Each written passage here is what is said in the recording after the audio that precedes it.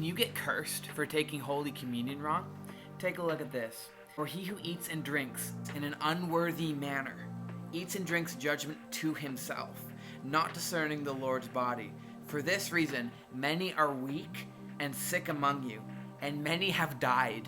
In most translations, even if you read the surrounding verses, it doesn't really make it sound any better. But for some reason, the translators chose to do this in a really weird way. There's a Greek word, actually there's 3 different Greek words used for judgment there, and when you just make them mean all the same thing, it comes across like God is cursing you when you take communion.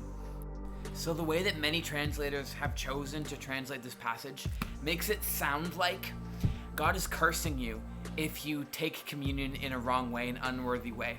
And it's because they've taken the Greek words for judgment and they've pretty much made them mean all the same thing throughout. And so reading it, you're thinking like, wow, if I do this wrong, in a wrong way, God could judge me, I could get sick, he could make me die. A Greek scholar wrote out a paraphrase for this passage, and it really helps bring out the meaning of this passage, make it a lot less scary and a lot more beautiful. I'm going to read it for you. I'll also put in the Greek words there that are usually mistranslated.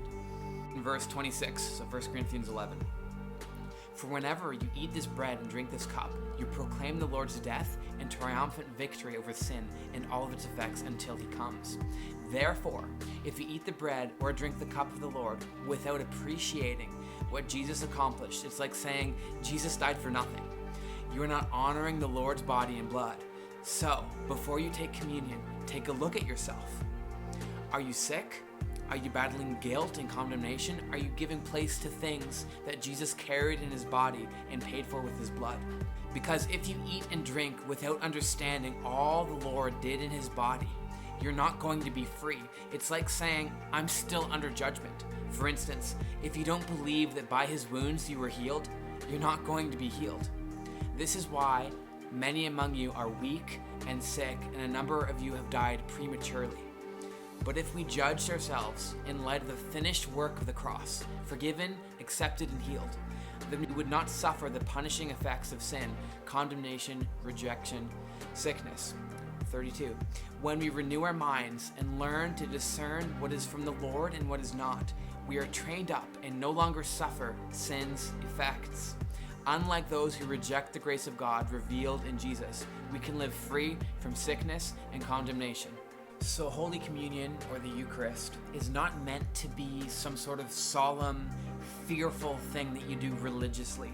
It's supposed to be time that you spend with the Lord and think about the weight of his sacrifice and the provision that he made available for you through his death and his resurrection.